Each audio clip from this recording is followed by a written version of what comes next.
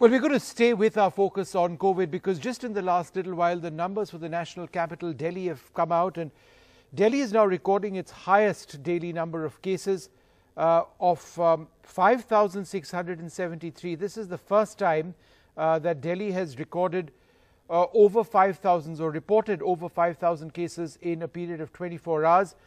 Delhi had recorded its second highest number of cases yesterday at 4,853.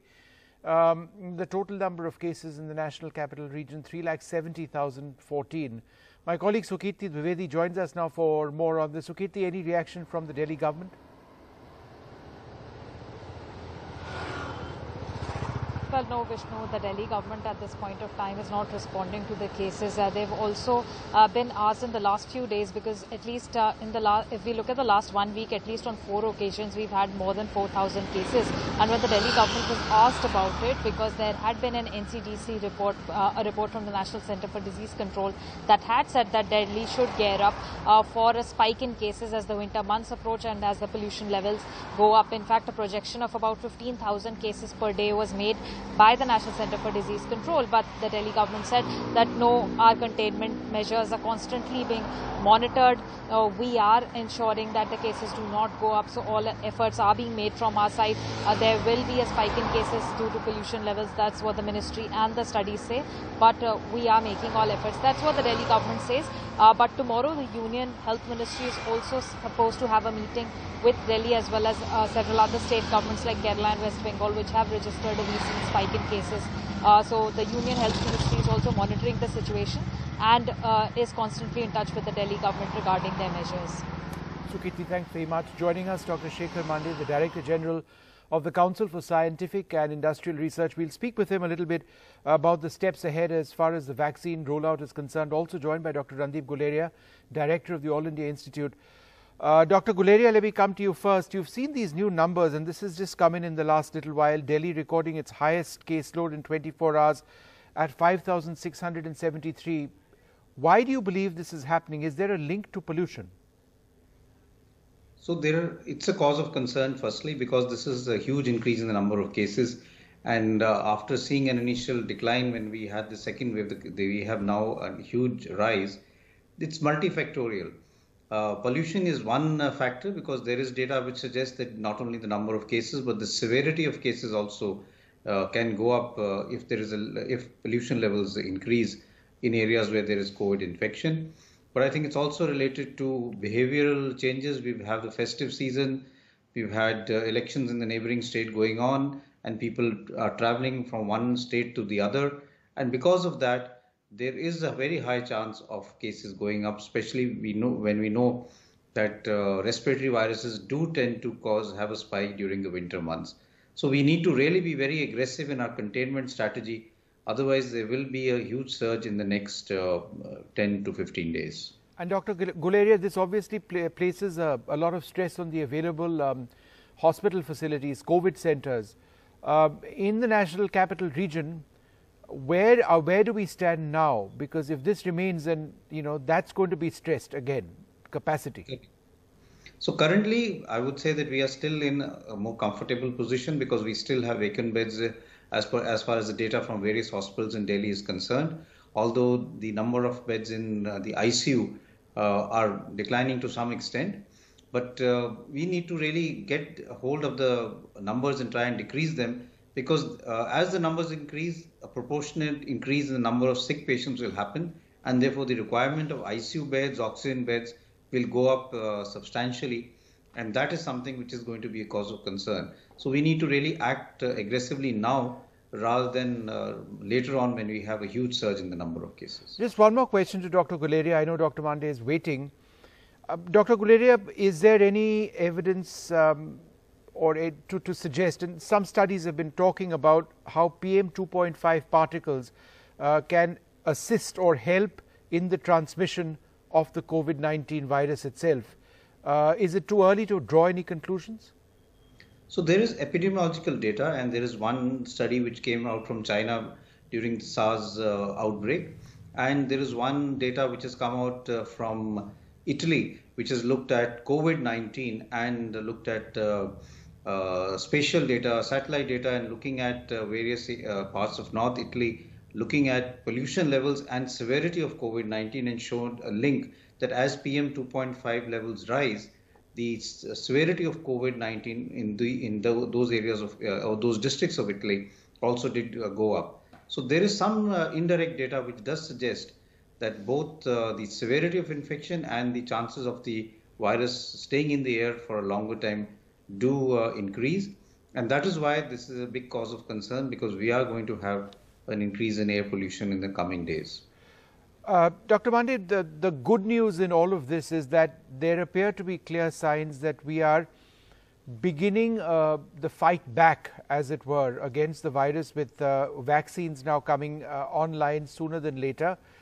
Are you optimistic about some of these viruses? We spoke with Adar Poonawalla. What is your assessment of where the Oxford trial vaccine presently lies?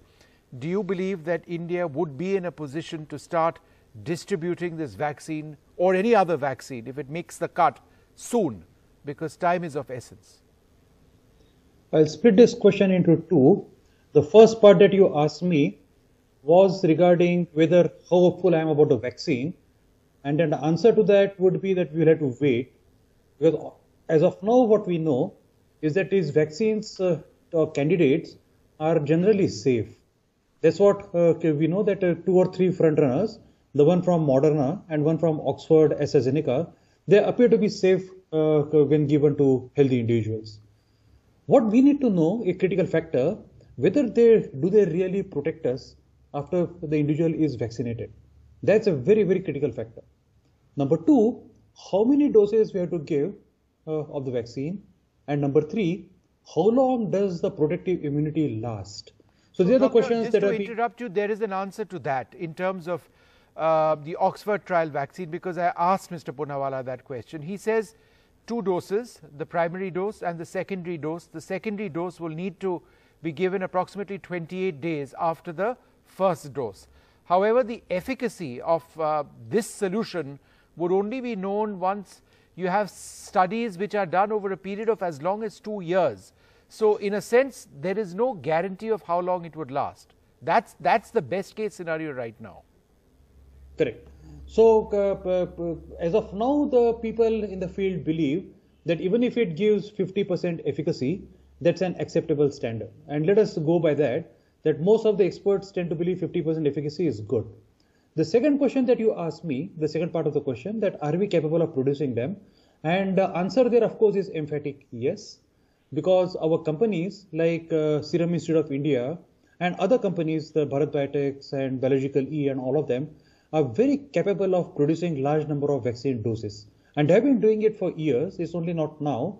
As Mr. Poonawalla would have told you about the BCG and all, they are the major suppliers of these vaccines around the world. So for that, the answer is a definite yes. Whichever vaccine candidate evolves around the world, Indian companies are capable of manufacturing them. Dr. Guleria, would you say going forward, and perhaps even within the next 1 year, when you have more than one vaccine candidate available as a vaccine, a combination therapy may be the best way forward?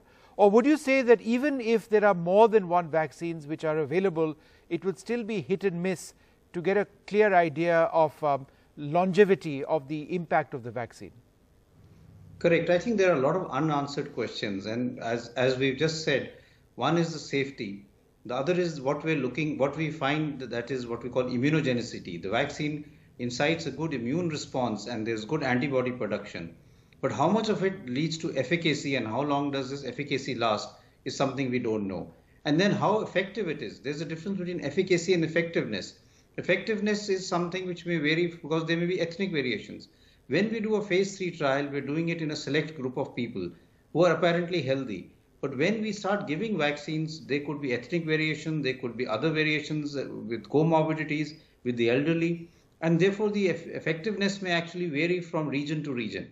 And finally, I think what you asked is a very important question, that the vaccine which comes out first may not be the best vaccine. We may still have a combination. So we may find that the vaccine which we have rolled out in the beginning may not be the best vaccine that we have, and we may need to have a course alteration later on if we find that now we have a vaccine which is more effective, gives immunity which is much more stronger and is long lasting, and which also gives what we call protection against the infection.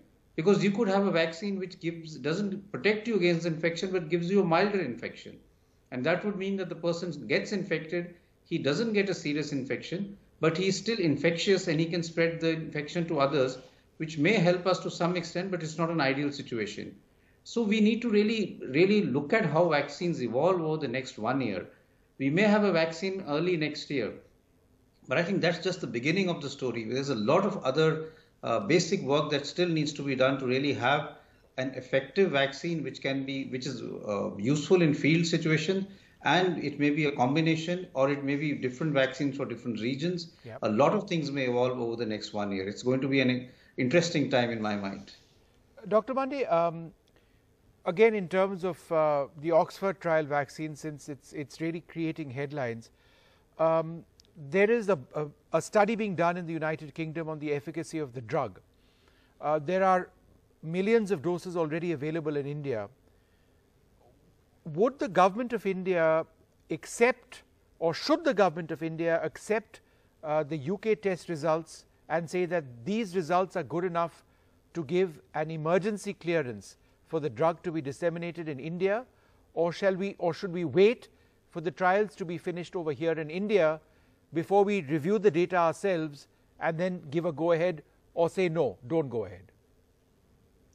Now, this is a tricky question asked to a wrong person. Usually the regulatory authority would take a call on this, because the regulatory authority has to consider many different aspects. The kind of trial that was conducted in another country, the ethnic population that was sampled there, because we also know that different people with different ethnic origins react differently to different drugs and vaccines and so on and so forth. So ultimately the regulatory authority has to take a call, and in this case it will be probably CDSCO who will take a call based on which trials they can give an restricted emergency approval, or they can even consider it for approval later date. So a final question to you, Dr. Guleria. It's not just about having the drug on hand, it's also about the conditions which are required to spread it across the country, to store it and to administer it. Is that something that we should be talking about as well? Yes, and I think there is a lot of work that is already being done as far as this is concerned. You're very right. It's not only regarding having the drug, it's having that many, let's say, syringes, that many needles, that many trained manpower to deliver it. If you're having 2 doses of the vaccine, then 2 doses, how are we going to give it to those who are needing it? And how do we maintain a cold chain from the manufacturing site to the remotest part of the country, so that the drug or the vaccine is effective, it's safe, and it is actually in proper condition when it reaches the final area where it's going to be given. So I think a lot of work needs to be done also right now, up straight away, because once the vaccine is there, all of this also has to be in place so that it can be rolled out immediately. All right. So many a slip between cup and lip, but I think both the doctors over here would be fairly optimistic about where we are headed right now. The question is when, and I think it's clear that we need to be careful for a long, long time. That's not going away entirely. I'd like to thank both of you very much for joining us. It's time now for us to take a short break. There's a lot more coming up. Stay tuned.